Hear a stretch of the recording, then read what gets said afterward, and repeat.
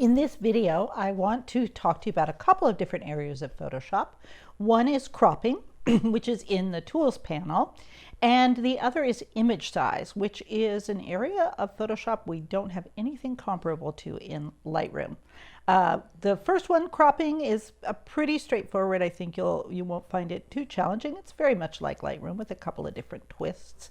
Image size is something that I need for you to understand, even though it's likely that we won't be using it a lot until we maybe get to talking about printing and outputting for the web. But I want to walk through it so that you have a better sense of image sizes and resolution, pixel dimensions, all of the things that we're talking about this week. It's really important when we get into Photoshop that we understand how photos are structured. Because once we begin to put them together, strange things happen. And if you know about image size and resolution, it'll make more sense to you. Okay, well, let's start with cropping. The crop tool is right over here, and the shortcut is C. There is, of course, the little preview. There also is a flyout. There's crop tool, perspective crop tool, slice, and the two slice tools are used really for graphic design. We're not going to cover them this semester, but I am going to cover today the crop tool and the perspective crop tool. Okay, so let's just start with the crop tool. And you can see as soon as I do that, it gives me these little handles, and this should seem very familiar, very much like the way that we do it in Lightroom. There's a couple of twists, most of which are handy. Now remember that anytime we switch tools, if I go back to the Move tool, remember there's a different set of options up here. If I go to the Crop tool, make sure we're on Crop, we have a different set of options here. And even if we switch to a subset, we're going to get different options. Mostly today, you don't need to worry about them, but I'll just quickly note them. You could set a preset ratio, aspect ratio. You could put in actual inches or centimeters for what you want. You can straighten it. Not how I want to do it on this one. I'm going to show you a slightly different one. But let's say we did want this bottom corner straight. We didn't care about the rest of the image. We just really wanted that straight. We could do it that way. Notice it also crops the edges as you do that, but it will straighten the image. That can be handy. This is kind of a cool feature. You can actually put little grids over the top. That's the rule of thirds. You can put diagonal. Now, mostly, I don't know if this will be practical for you to use, but I sometimes do things like put the golden spiral up if I'm talking about that in class. So these can be kind of handy. I generally have them, oops, I don't want to go over there. I generally have them not showing. Okay, the most important box is right here, delete cropped pixels. And notice that I have it off. That is the way you want it to be. If you have delete crop pixels on, and by the way, this is a relatively new option in Photoshop. It's trying to bring it in line with the non-destructive philosophy of photo editing, which we'll talk more about in the next unit. So if this is on and I crop this image, it's actually going to get rid of these pixels that are here, throw them away. If I save the image, they're never coming back. We never want to do that because you never know if we're going to need just a little bit. So I leave that off. I can't even think about times when I've actually kept the delete crop pixels on. I always want to keep my options open. This will try to cover in a little different, maybe down the line. I'll try to get that to you either in a video or in some reading, but we won't worry about it for now. Okay, so then it's very simple, just like you would expect. You just crop the image.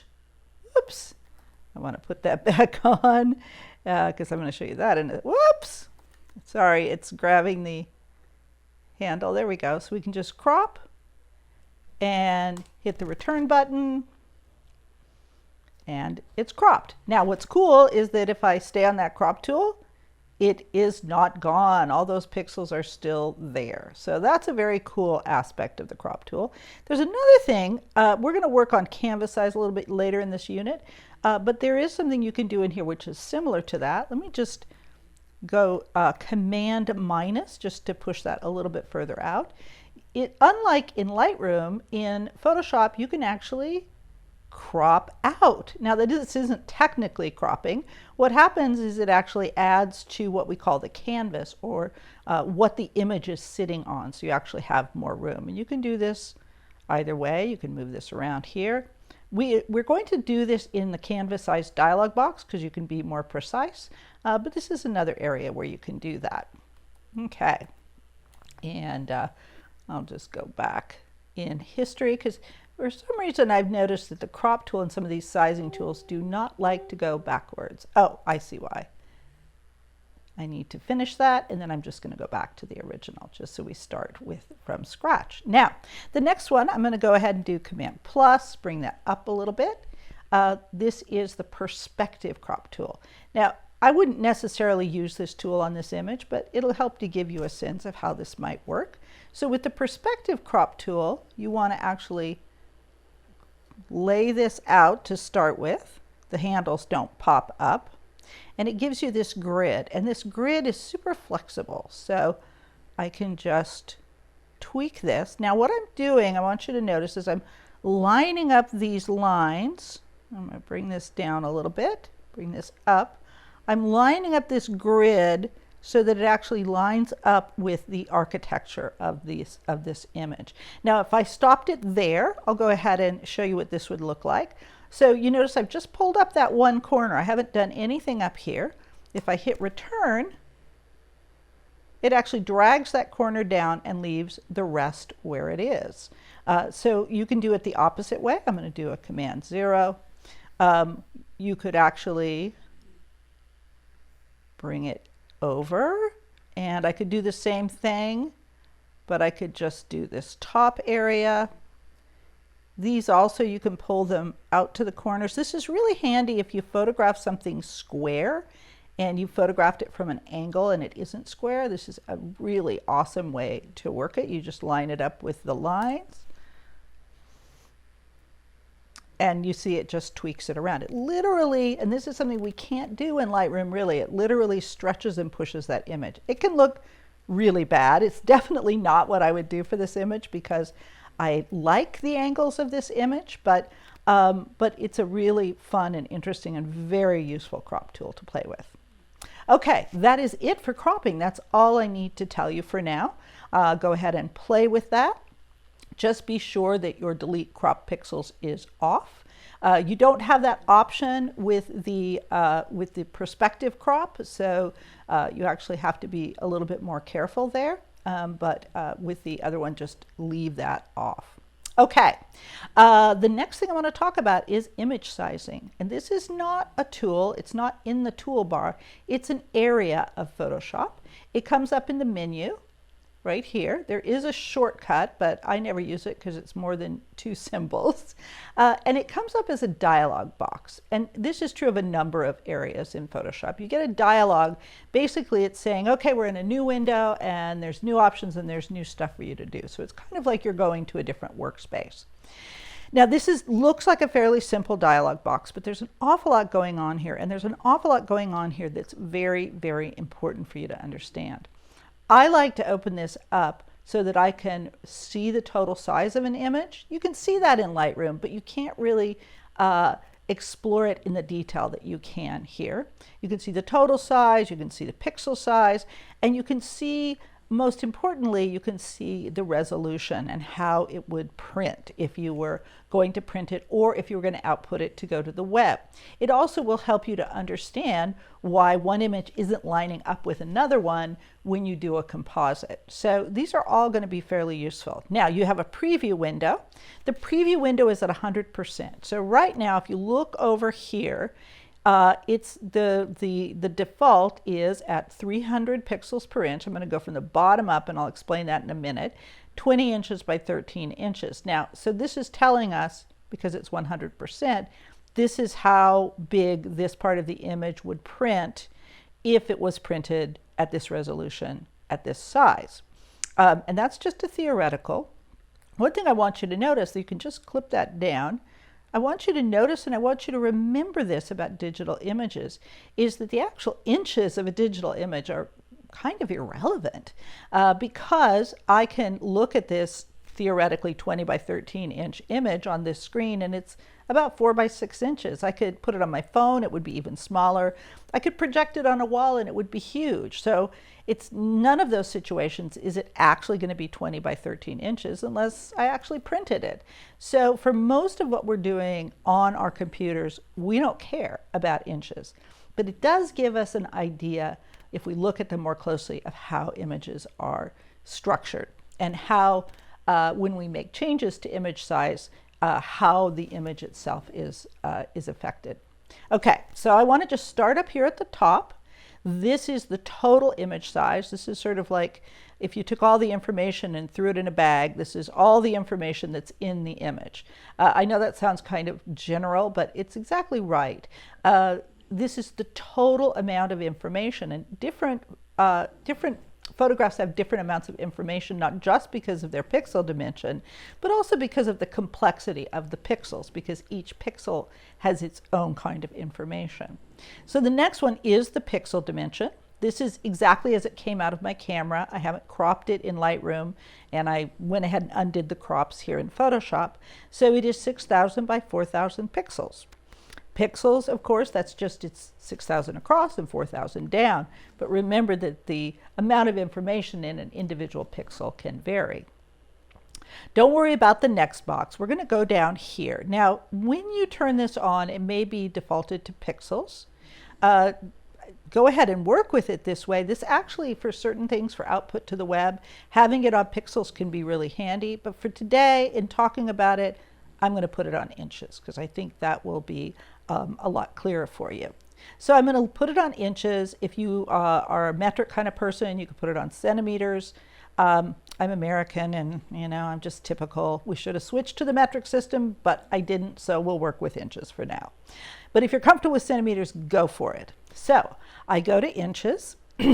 And down here, the resolution is also at pixels per inch. This is pixels per linear inch, not square inch, which is an interesting concept, but per linear inch.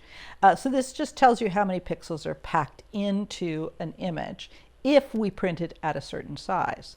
So, well, let's just play with that because so right now I'm going to go ahead. I always try to decide which one I want to show you first, but we're going to actually leave this little button checked, and you're going to see how it behaves, and then I'm going to uncheck it so you can see a different way of working with it. So the resample is a way that we control how everything works together. There's another control here that is available on resample, and that's this. This locks the height and the width together. The resample actually doesn't lock, it unlocks everything so that things operate separately. Okay, bear with me, we'll see. So I'm just going to start by just changing the width to 5 inches. And immediately the image on the screen gets really tiny. But again, that's deceptive. It is giving you proportionately how much smaller it is. And it is a lot smaller. It's 8 megapixels instead of 137. It's 1500 by 1000 pixels in dimension. So we have made it much, much smaller. We've thrown out, by the way, if I saved it, a whole lot of information. So you want to be very cautious about this, about when you're actually making these image size changes if you decide to do it. This, by the way, is a good image size for the web. But if you wanted to do that, you would do a save as, not change the size of your PSD file. We don't ever want to do that. Notice it also automatically changed this to this from 5. It changed the height to 3.33. That was automatic because the aspect ratios are locked right now. And the resolution stayed the same. So the resolution stays the same, but the size changes, and so that overall image size, the volume of it, actually goes down. We can do the opposite. Let's see what happens if I make this 40 inches. And interestingly, it didn't automatically size up. We'll just go ahead and pull it up. Oh, it's building the preview. That's right. It takes a little while. There we go. So now it's at 65%. If we bring it further to 100%, you can see how much closer that is. Now, So this actually made the file 549 megabytes instead of 137. It made it much bigger. It's 12,000 by 8,000 pixels. It's still 300 pixels per inch. Now, this is a little bit deceptive because you can make an image smaller and it will retain as much information as possible. When you make it bigger, it adds information, but it doesn't really add quality. I may not get into that in too much detail here, but just trust me, sizing up does not work. You usually want to start with a big image and size your way down. It's one of the reasons we shoot RAW. Okay, so there you have that. Let's go ahead and go back though to the 20. We're just going to go back to the original image and notice that fits it in. This is 100%. So I want to do one other thing before I go to that resample box, and that is I want to actually unlink the height and the width. So I just click that, and now they're unlinked. So let's try something a little bit different. Now I've unlinked these, right? We started, they were linked, which meant that if I changed one, the other would adjust itself. But if I unlink this and I put in 5 inches, whoa, check out what happens. So it is unlinked, and so it's changing the height of the image without changing the width. Now, this might be handy for some kind of crazy manipulation. It's generally a little bit unhandy for normal stuff. I like to leave the height and the width checked, but there are times, like for instance, if you're trying to fit an image into a space and it's just a tiny bit of a different aspect ratio, you can stretch it one way or the other and it won't be noticeable, but it'll fit into that. Okay, let's go ahead and Command Z on that and relock those. And the last thing I want to do here is I want to take off the resample. So just as a heads up, normally I would always have the resample off. I go into this and if I'm especially going into this area to check on the overall size of an image, and if I'm getting ready to print or to put something to the web, I want to see what my options are, particularly if I want to make a fairly large file. Okay, so if I take resample off, watch what happens now. Let's say, so we're at 137 megabytes. Notice the image size did not change. And I'm going to come down here and I'm going to go to that 40 width. Let's say I want to print this really, really, really big. Now, before we go there, I just want to point out right now the default is always at 300 pixels per inch. And you might remember when you were on campus or if you've printed, that is sort of the ideal resolution for printing. 300 pixels per square inch actually gives you an image that has enough resolution that your eye won't be able to detect pixels.